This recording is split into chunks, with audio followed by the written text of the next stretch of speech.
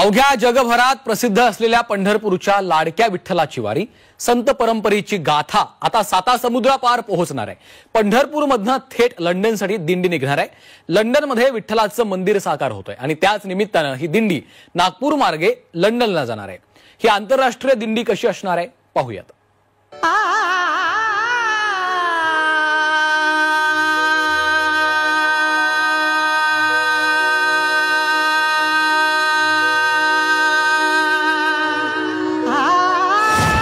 सावळ्या विठ्ठलाची दिंडी पोहोचणार थेट लंडनला।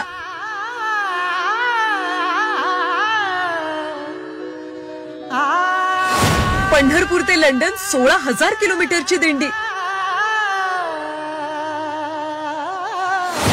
दिंडीचा 22 देशांमधून तब्बल 65 दिवसांचा प्रवास।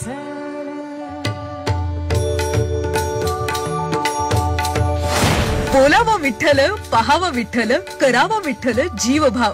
बोलावा विठ्ठल, पहावा विठ्ठल, बोलावा विठ्ठल, पहावा विठ्ठल, बोलावा। हे विश्वची माझे घर असं म्हणत संपूर्ण जगाला भक्तीचा, समानतेचा आणि प्रेमाची विलक्षण अनुभूती देणारा आपला लाडका विठू।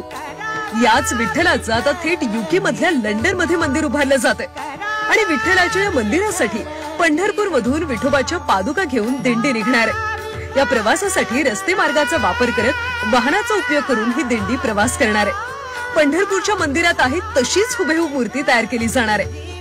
अनिल खेडकर यांनी पंढरपूर पायी वारीतून याची प्रेरणा मिळाल्याचं सांगितलंय। 22 देशांमधून जाणारी ही वारी आहे रस्त्याने आणि एकंदर या वारीसाठी 70 दिवसाचा कालावधी लागणार आहे आणि एकूण 18,000हून अधिक किलोमीटरचा हा प्रवास असणार आहे। जेव्हा ह्या पादुका पंढरपूरमध्ये पोहोचतील, या पादुकांचं भव्य स्वागत होणार आहे। तर हा पूर्ण वारीचा प्रवास पंढरपूर ते लंडन 14 एप्रिल 2025 ला सुरू होऊन 21 जून 2025 ला लंडनमध्ये समाप्त होणार आहे। दरम्यान विठ्ठलाची ही दिंडी 22 देशांमधून 65 दिवसांचा प्रवास करून 21 जून रोजी लंडन इथं पोहोचणार आहे। दिंडीचा प्रवास कसा असेल पाहूया। भारत, नेपाळ, चीन, Kyrgyzstan, Uzbekistan, Kazakhstan, Russia, Romania, Georgia, तुर्की, Bulgaria, Serbia, Hungary, Costa Rica, Czechoslovakia, Germany, France, Netherland, Belgium आणि ब्रिटन या देशांमधून ही दिंडी प्रवास करणार आहे।